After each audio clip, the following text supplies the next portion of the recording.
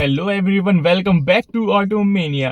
Automobile market में पिछले एक महीने से एक टॉपिक बहुत वायरल हो रहा है, वो है अनरजिस्टर्ड कार्स को लेकर। अब ये जो अनरजिस्टर्ड कार्स हैं, इनको लेकर मार्केट में बहुत सी डाउट है, बहुत सी कंफ्यूजन है, जो कि आज मैं क्लियर करने वाला हूँ। एंड अगर आप भी प्लान कर रहे थे कोई अनरजिस्टर्ड कार लेने का, या फिर आप भी कंफ्यूज थे अनरजिस्टर्ड कार्स को लेकर कि आखिर ये होती क्या है, ये आज का वीडियो आपके लिए बहुत वैल्यूबल होने वाला है। वीडियो का एंड वाला पार्ट बिल्कुल मिस मत करना, क्योंकि कंक्लूजन वाले पार्ट में मैं आपको सब क्लियर कर दूंगा कि आपको लेनी चाहिए या नहीं लेनी चाहिए और किन को ये लेनी चाहिए। प्लीज वीडियो में अगर नए हो तो चैनल को सब्सक्राइब जरूर कर देना, लाइक शेयर और कमेंट करना मत भूलना। पहले हम ये समझ लेते हैं कि आखिर अनरजिस्टर्ड कार्स होती क्या है। इसके नाम से ही पता चल रहा होगा, अनरजिस्टर्ड कार्स वो कार्स होती हैं जो कि किसी भी ओनर के अंडर अभी तक रजिस्टर नहीं हुई होती। जो भी बंदा लेगा, फर्स्ट ओनर वही होगा उस गाड़ी का, फर्स्ट वो उसी के नाम पे रजिस्टर होगी। आप भी यही सोच रहे होगे, अगर ये फर्स्ट ओनर कार होती हैं तो फिर ये वीडियोस में क्या दिखाया जा रहा है कि 10-10 लाख वाली ब्रेज आप 6 लाख में ले जाओ, 25 लाख वाली सफारी 20 लाख में ले जाओ, क्योंकि मार्केट में बहुत चल रहा है। यूट्यूब पर आपने ऐसी वीडियोस भी बहुत देखी होंगी, और वहां पर आपको कार वगैरह वो सब दिखाएंगे, फॉर्मेलिटीज वगैरह भी दिखाएंगे कि क्या हो करना होगा, क्या नहीं करना होगा। वीडियोस देखकर तो हर कोई यही समझेगा कि हाँ, कार्स भी दिखा रहे हैं और जिस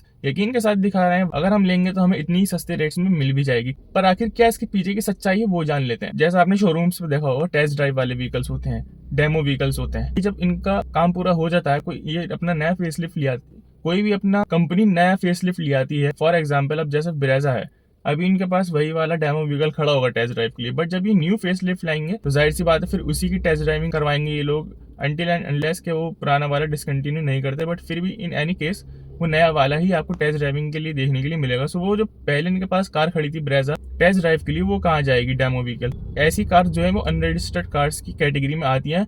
अगर डीलर का कोई कांटेक्ट में होता है, वैसे इन कार्स के लिए कोई कांटेक्ट होना ना होना डीलर का जरूरी नहीं है। सेकंड हैंड मार्केट वाला खुद भी आकर कभी कभार डीलर से ले जाता है, but in most of the cases dealer खुद चाहता है कि ये डेमो वाली कार हमारी डीलरशिप के बाहर बिके, क्योंकि उन्हें खुद पता है कि इस कार में कोई फॉल्ट भी हो सकता है। क्योंकि ऑब्वियसली डेमो व्हीकल है तो हर बंदा हर अलग तरीके से चलाता है, तो कंपनी चाहती है कि हमारे शोरूम से अगर कोई बंदा लेके जाए तो वो नई गाड़ी ही लेके जाए, ताकि उसे कोई दिक्कत का सामना ना करना पड़े। कोई भी कंपनी चाहती है कि टेंशन फ्री कस्टमर्स को वो डील करें। जैसे कुछ कस्टमर्स होते हैं जो पीडीआई रिमूव कर देते हैं, कोई कार में मैन्युफैक्चरिंग डिफेक्ट हो जाता है, कोई कस्टमर पकड़ लेता है, तो वो कार्स कहाँ जाती हैं, फिर वो कंपनी की रेपुटेशन के लिए तो उस कार को फिर उसी डीलरशिप से तो बेच नहीं सकते, तो फिर वो कार्स जाती हैं सेकेंड हैंड मार्केट में, फिर वहां से उनको सेल आउट करा जाता है।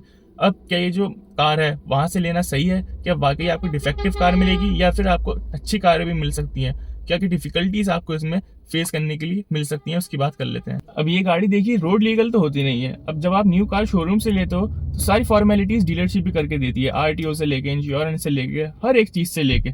बट यहाँ जब आप मार्केट से अनरजिस्टर्ड कार लेने जाओगे होंगे तो आप उसके फर्स्ट ओनर ही, बट आपको क्या पता कि पीछे उसके साथ क्या हुआ है, डेमो व्हीकल में किस तरह से उसका यूज करा गया है, या फिर वाकई में इसमें ऐसा कौन सा डिफेक्ट है जिसकी वजह से कंपनी खुद अपनी डीलरशिप से इस कार को नहीं बेच रही। तो इसमें बहुत मगजमारी करनी पड़ती है, या तो आपको कोई ऐसा बंदा लेके जाना पड़ता है साथ में मैकेनिक, जो कि भाई गाड़ी की रग रग से वाकिफ हो, पूरा चेकअप करके देखते ही बता दे कि गाड़ी में क्या फॉल्ट है क्या फॉल्ट नहीं है। एंड चलो मान लेते हैं 1% कि आपको विदाउट डिफेक्टिव, नसीब का आप अच्छे हो, तेज हो, आपको कार भी सही कंडीशन में मिल गई अनरजिस्टर्ड कम पैसों में। उसके बाद आपको डिफिकल्टीज क्या आने वाली हैं? सबसे मेन डिफिकल्टी आएगी आपको रजिस्ट्रेशन कराने में। अगर आप किसी ऐसे स्टेट से बिलोंग करते हो जैसे मेट्रो सिटीज हैं, तो वहाँ तो आपको पता है कि आरटीओ का प्रोसेस कितना स्ट्रिक्ट और हार्ड होता है, क्योंकि वहाँ सब कुछ एआई बेस्ड होता है। आपकी गाड़ी का पूरा डिटेल में यहाँ पे पोस्टमार्टम करा जाएगा एक तरीके से कि आपकी गाड़ी रोड लीगल चलने लायक है भी या नहीं है, पॉल्यूशन नॉर्म्स के अंडर आ भी रही है नहीं आ रही है, उसका इंजन इस लायक है या नहीं है, सब कुछ भाई चेक करा जाएगा।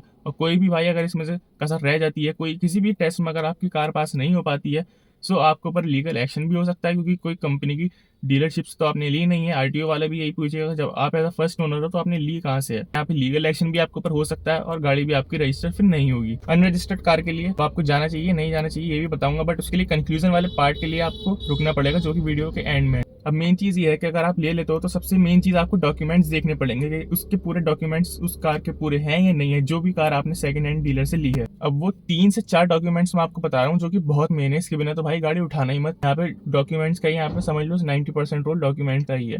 पहले जो आपको डॉक्यूमेंट देखना है वो ये देखना है, मैन्युफैक्चर सर्टिफिकेट आपको लेके रखना है। मैन्युफैक्चर सर्टिफिकेट जिस भी मैन्युफैक्चर की वो कार है, जैसे Hyundai की है तो Hyundai का मैन्युफैक्चर सर्टिफिकेट आपको लेना होगा। रोड वर्दीनेस सर्टिफिकेट यानी लीगली आपकी कार रोड पे चलने लायक है या नहीं है, वो सर्टिफिकेट भी आपको उसी से लेना पड़ेगा। वैलिड पॉल्यूशन सर्टिफिकेट, वही जो अपना पॉल्यूशन होता है ना का साल 2 साल में, तो वो भी आपको भाई उसका भी डॉक्यूमेंट आपको डीलर से ही लेके जाना पड़ेगा। मतलब जब आप RTO पे रजिस्ट्रेशन कराने जाओगे तो ये सब डॉक्यूमेंट्स आपको चाहिए ही होंगे। जब भी गाड़ी लो इंश्योरेंस के साथ लेना, चाहे आप खुद कराओ या फिर सेकंड हैंड डीलर आपको करा के दे। खुद करा लो तो ज़्यादा बेटर है, क्योंकि सेकंड हैंड डीलर वालों को इस चीज़ में कोई भरोसा नहीं है। चाहे टेम्पररी ही कराओ, बट वैलिड इंश्योरेंस पॉलिसी आपके पास होनी चाहिए RTO में अपनी गाड़ी रजिस्टर करने के लिए। एंड ये सब फॉर्मेलिटीज़ पूरी करने के बाद आपको RTO से टेम्पररी रजिस्ट्रेशन नंबर प्लेट मिलेगी। जब तक आपकी ओरिजिनल रजिस्ट्रेशन नंबर प्लेट नहीं आ जाती, तो जब तक आपके पास टेम्पररी नंबर ना हो, आप रोड पर गाड़ी ना ही लेके चलो तो बेहतर है, वरना आपकी गाड़ी सीज भी हो सकती है। सो ये कुछ डिफिकल्टीज हैं जो कि आपको अनरजिस्टर्ड कार को लेते समय आती हैं। मेन आपको RTO का टेस्ट पास करना है और अपनी गाड़ी को चेक करना है कि कहीं से वो डिफेक्टिव तो नहीं है, इंजन लाइफ उसकी ठीक है या नहीं है। चेजी नंबर और मैन्युफैक्चरिंग नंबर ये ज़रूर चेक कर लेना भाई, क्योंकि ये भी बहुत मेन चीज़ है। और साथ में इनवॉइस बिल भी ज़रूर ले लेना।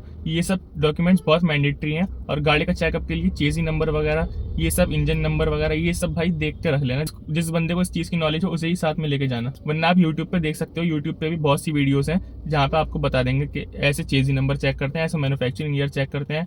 और अगर आपको खुद भी थोड़ा आइडिया लेना हो तो आप उसके टायर की कंडीशन देख कर आप भी थोड़ा बहुत अंदाज़ा लगा ही लोगे कि कितनी गाड़ी चली हुई है, कितनी चली हुई नहीं है, अगर आपको थोड़ा सा भी गाड़ी चलाने का एक्सपीरियंस होगा तो। अब मेन चीज़ आते हैं कंक्लूजन पे कि क्या आपको अनरजिस्टर्ड कार लेनी चाहिए या नहीं लेनी चाहिए। तो देखो भाई, मैं तो किसी को प्रेफर करता नहीं हूँ अनरजिस्टर्ड कार लेना, क्योंकि भाई यहाँ पर RTO में आपको बहुत दिक्कत होने वाली है, क्योंकि आप खुद से सारी चीज़ें यहाँ पे डील करते हो। बट जब आप खुद किसी ऑथोराइज डीलरशिप से लेते हो तो वहाँ सारी चीज़ जो है डीलरशिप करा के देती है। वहाँ सिर्फ आपको जाकर डॉक्यूमेंटेशन पे साइन वगैरह करने होते हैं। बट यहाँ पर आपको अगर जा रहे हो तो RTO की सारी चीज़ आपको खुद डील करनी होंगी, बार बार आपको चक्कर लगवाएंगे। तो इसके लिए भाई आपको बहुत जो है झंझट पालना पड़ेगा कि आओ जाओ। हाँ, अगर आपका RTO में कोई टच में बंदा है तो भाई फिर तो कोई दिक्कत ही नहीं है।